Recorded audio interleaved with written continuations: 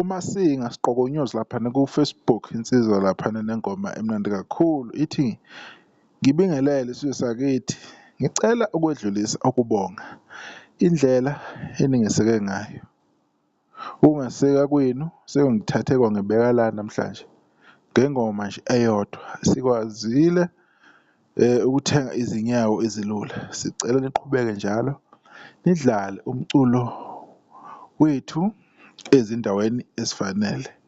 Hashtag angikwazi ukukhuluma. Insizwa uMasinga laphana usekwazile ukuthi ayothola ihhashi elisha sha elizokwazi ukuthi limthathe limbeke lapha afuna ukuya khona.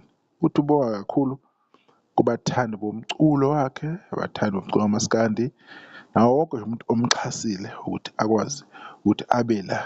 Ingoma yakhe enhle kakhulu elokhu yaphuma ngezi-23 zikaJanuwari 2025 ihamba kahle kakhulu njengoba ikhomba ukuthi isidlule kuma-views awu-6.2 wamamiliyoni.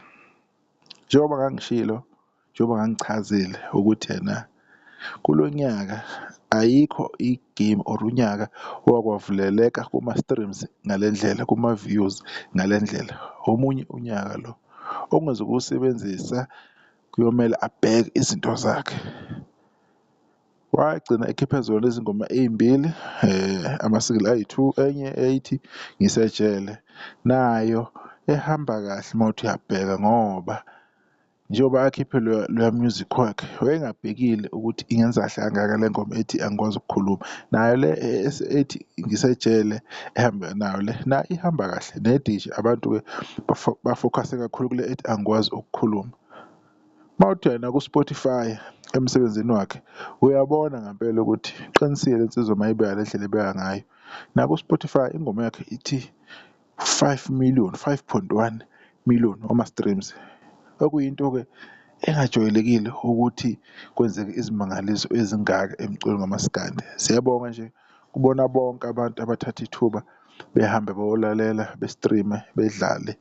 Wonke umuntu umculo kamaskandi laphayana bebakhuphule, bebabeke kule zinga okumele babe kulo namhlanje.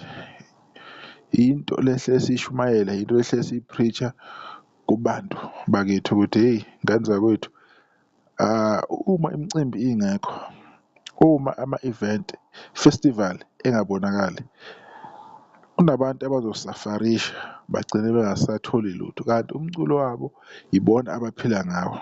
Akusiwona wonke-ke umuntu oyocula-ke oyomsebenzela umculo, kodwa lo osevelile akubonakali ukuthi phela kukhona akwenzayo, kubonakala ukuthi kuyasebenzeka, kuya phambili.